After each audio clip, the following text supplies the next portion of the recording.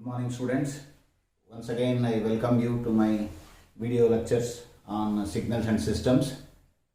As you know that I have taken up a second chapter, that is LTI systems, that is linear time invariant systems. In this LTI systems, so in the last class, if you remember, I mentioned 4 methods of relating output with input. Relating output with input. This is the system, this is XT, this is input, this is LTI system, and this is output, this is output, and how to relate output with input. 4 methods. The first one is what is known as impulse response method. Impulse response method. Impulse response method. The first one is what is known as impulse response method. Refer to my video lecture class number 5. I have dealt with basic signals. So when I started this video lectures, I took up unit step function, ramp function, and then impulse function. So impulse function is a derived function. You can derive an impulse function doing differentiation on step signal. On differentiating step signal, you can generate what is called as an impulse function. Once again, I will remind you, this is how we represent a unit impulse. This is how we represent a unit impulse. This is also known as delta function. This is also known as delta function. It occurs only at one t value. Okay, it is not going to continue forever. It just exists and ceases. So, for example, if it is occurring here, unit impulse means magnitude of 1. Unit impulse means magnitude of 1. So at t equal to 0, it is existing. It is called as delta of t. See, in the parenthesis, what is written, if it is equated to 0, then that at that value of t, the function exists. That is the meaning. For example, t here, t is equated to 0. That means at t equal to 0, it exists. For example, if this is delta of t minus 5, if this is delta of t minus 5, equate t minus 5 to 0. T minus 5 equal to 0 means t equal to 5. At t equal to 5, this exists. Similarly, if it is delta of t plus 5, if it is delta of t plus 5, then delta of t plus 5 equal to 0, then the impulse is going to exist at t equal to minus 5. That's all. So they are called as shifted impulses, impulse function, shifted. You can shift it from t equal to 0 to elsewhere.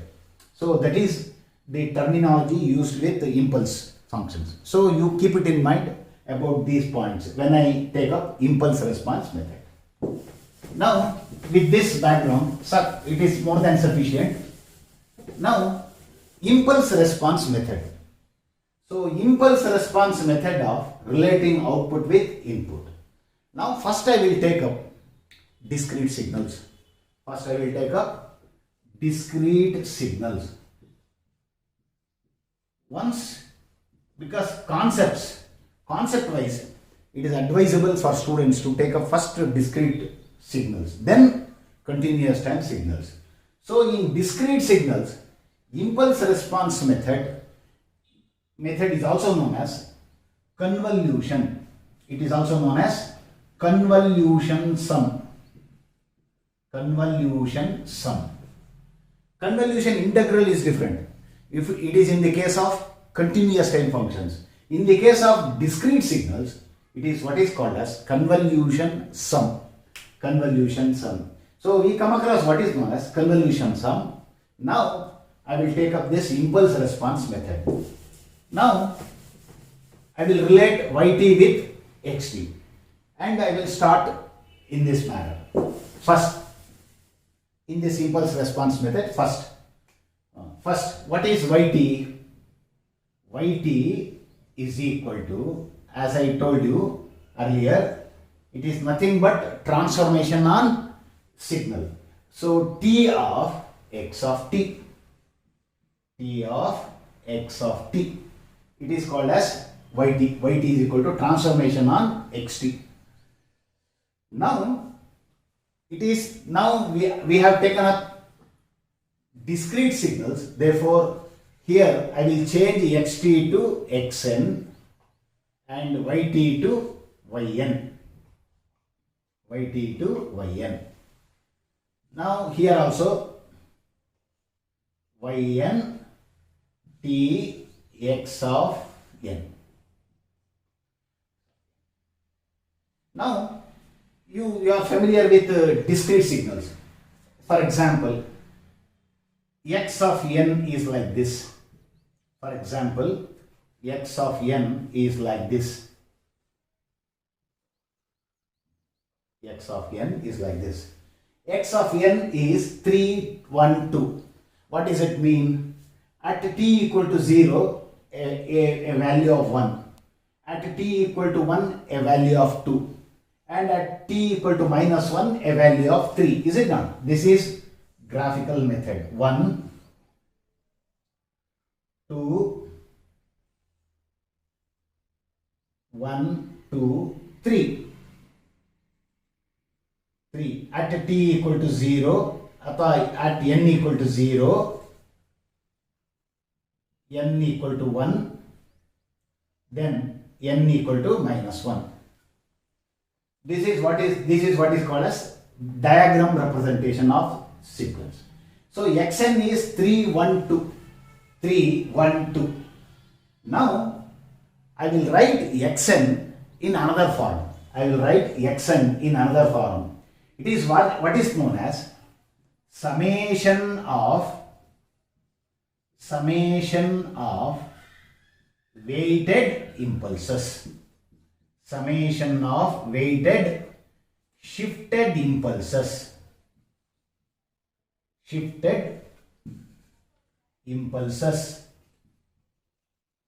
Now one has to write xn to derive formula for impulse response method.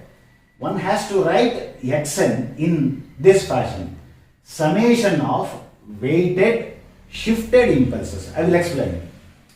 Now before that, what is the verbal meaning of this signal? At n equal to 0, a signal of 1. At n equal to 1, a signal of height 2. Here at n equal to minus 1, a signal of 3. What is this 2 called? This 2 is also called as x of 1. X of 1. Here this is also called as x of 0. X of 0 is 1. Here this is x of minus 1.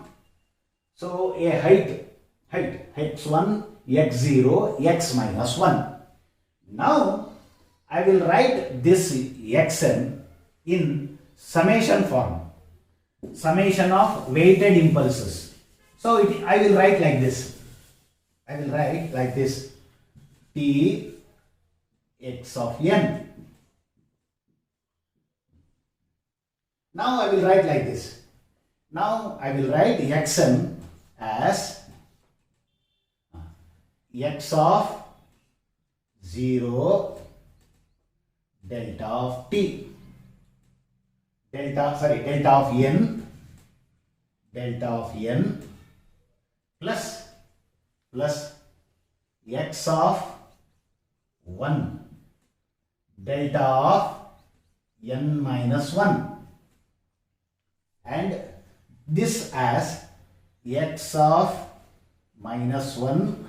X of minus 1 means 3, x of 0 means 1, x of 1 means 2. X of minus 1, here we have to write delta of n plus 1. Delta of n plus 1. The reason is we have to write delta n because the signal exists at n equal to 0. So n minus 1 equal to 0 means n equal to 1. Therefore, it occurs at n equal to 1. That is why I have written n minus 1. Here, n plus 1. That means n plus 1 equal to 0 means at n equal to minus 1, its value is 3. This is what is called as summation. Summation of, we have to write like this, summation of weighted impulses. Summation, we used to write like this, x of k, delta of n minus k, where n equal to minus 1, sorry, k, I will use k equal to minus 1 to k equal to 1. So this is what is called as summation of weighted shifted impulse. Weighted means you have there is some weight. This x of k is what is called as weight. Here x of 1, x of 0, x of minus 1, they are called as weights because they are all associated with delta terms. This x of 1 is associated with delta term. This x of 0 has given weight to this because it is associated with delta n. And the x of minus 1 is the weight for delta of n plus 1. So this is what is called as summation of weighted impulses. X of n is equal to summation k equal to minus 1 because we are taking discrete signal from n equal to minus 1 to plus 1. Therefore, k equal to minus 1 to 1, x of k, delta of n minus k. We started with n, but now at the time of writing the weighted summation, so I will use another variable called k, and I will attach values. K takes integer values. So in this example, k is taking from minus 1 to 1. So this is called as weighted summation of weighted impulses. Now in general, one can write xn as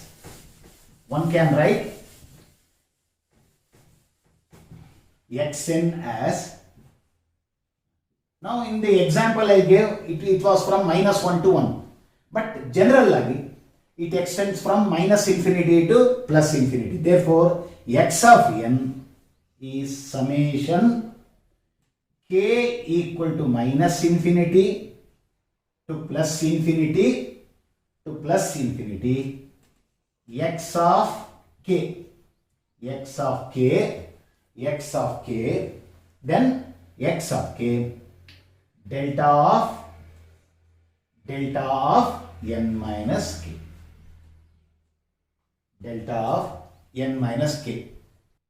Now in the example I gave, there were only 3 samples at n equal to minus 1, n equal to 0, n equal to 1. But for a signal in general, it can extend from minus infinity to plus infinity.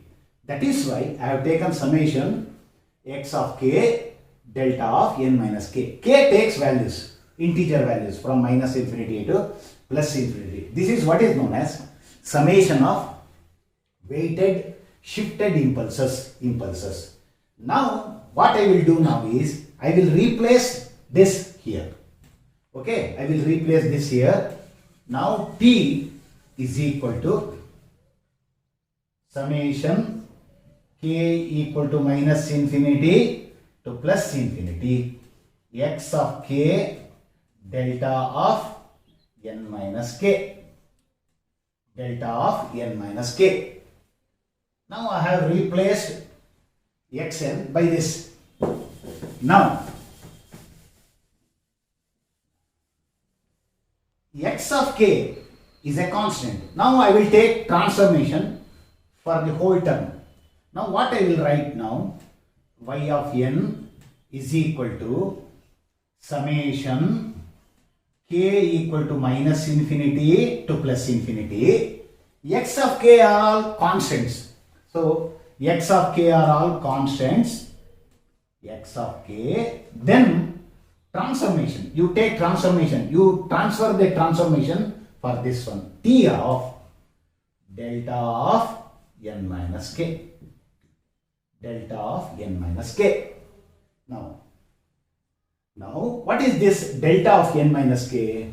Suppose if the input here is a delta function, the response is what is called as impulse response. It is called as impulse response because it has derived the name from the input. The input is an impulse function, therefore the output is called as impulse response. Response means output. Now, as this is an LTI system, instead of delta of n, we have delta of n minus k. Delta of n minus k. So, input is delta n and the response is called as impulse response. Now, this system is an LTI system. That means linear time invariant system. That means if input is shifted by k units, then output is also shifted by k units. Therefore, the response, now the notation used in standard textbooks is h of n. Any textbook, any standard textbook, h of n always stands for impulse response. So, delta of n minus k, input is shifted by k units. Therefore, output is also shifted by k units. It becomes h of n minus k.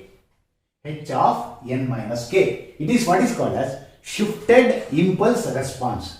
Now, I will replace this whole term by h of n minus k. Therefore, y of n is equal to summation k equal to minus infinity to plus infinity x of k. In place of t on delta of n minus k, you write h of n minus k. H of n minus k. This is a very important formula. Very important formula for you to remember. This is what is known as convolution sum. This is what is known as convolution sum. Now, the problems, all problems, convolution problems on discrete signal is based on this formula. That is sigma k equal to minus infinity to plus infinity x of k h of n minus k. So, with this, I will conclude this class, and in the next class, I will take up problems on convolution sum.